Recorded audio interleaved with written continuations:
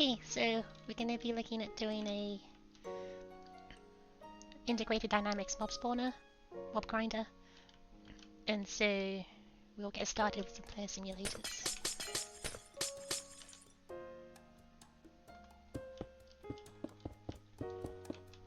These are going to be using any weapon you want to kill the mobs.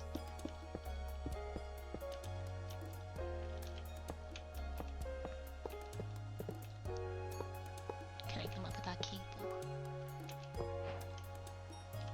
Then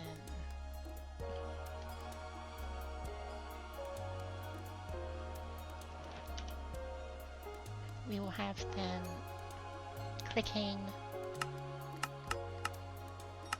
not right click, not a continuous click.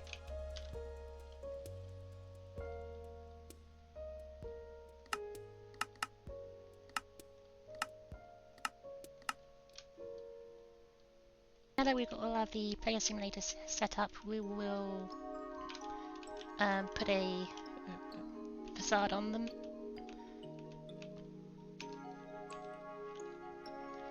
This is so that the light, just for the light level, and it looks nicer when they've got facades on them. Then we just need to hook them up to our weapons, an item interface, and then we will put our weapons in here. And now if we turn on the mob spawner, our skeletons are dying, and it's using the weapons in our barrel.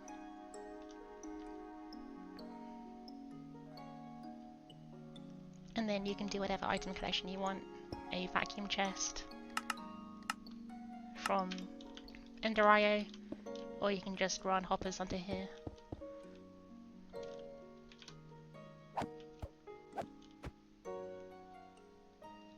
That's the facade. And so that's a very simple mob grinder. We'll turn that off.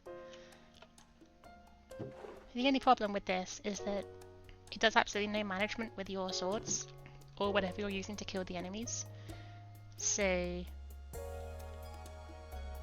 you have to keep an eye on these, but we can fix that. We can make that a smarter system, but it's going to be a bit more complicated, and that's what we've got over here. This is the function that we're going to be using to manage our weapons. So we have our variable store.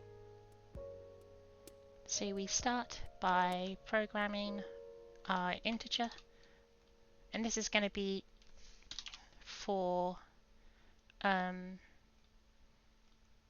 setting our durability limit, what we want our weapons to be used down to. So we're just going to have that at 1, so they go down to the right, to the very bottom of their durability. Okay. Then next we're going to need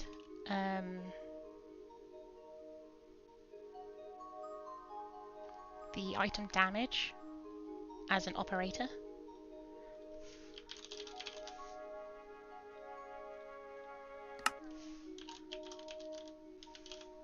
So we can work on the item's damage value and then get the item's max damage.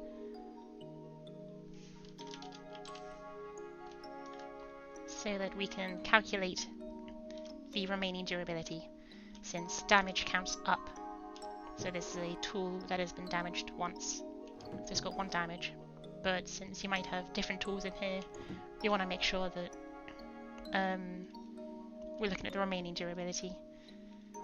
So then we will need an operator for subtraction.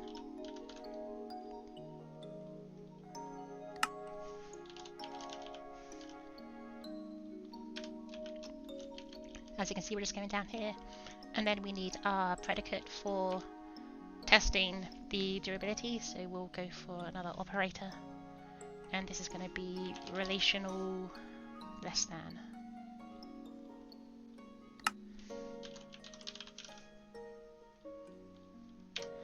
And now we want to use, we're going to pipe 2 into subtraction the max damage minus the damage the tool has taken. And this is going to be our I. And then we're going to finally do another pipe, which is going to pipe into our less than, no. We apply into our less than our number 1.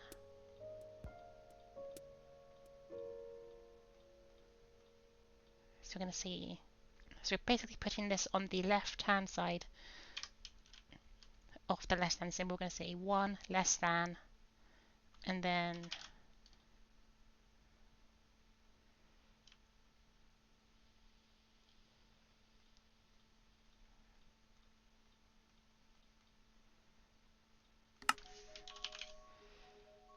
so this predicate is going to return true if 1 is less than the item's durability.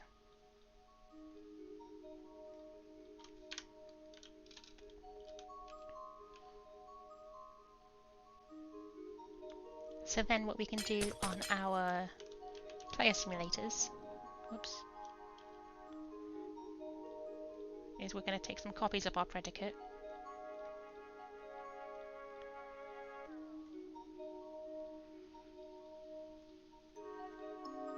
nine copies,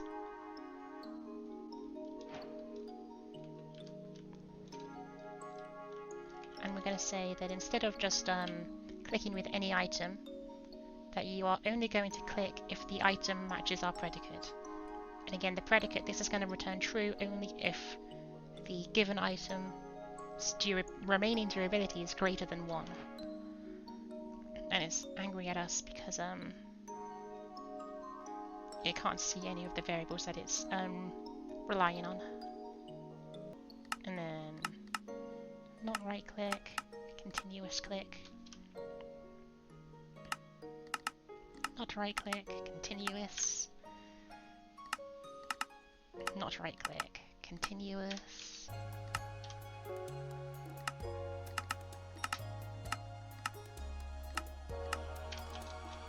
And then into the variable store, we're going to put the variables that the predicate is relying on. And now, since these can all see all of the variables that we just set, we can see that it's ticked virtual piped operator. We can close that back up, and then you see all of these swords, they're all going to be used, so we can turn this back on.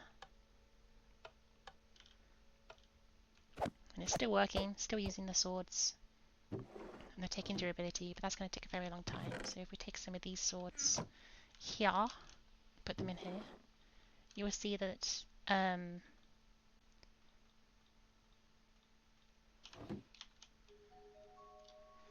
they do not get used by the system.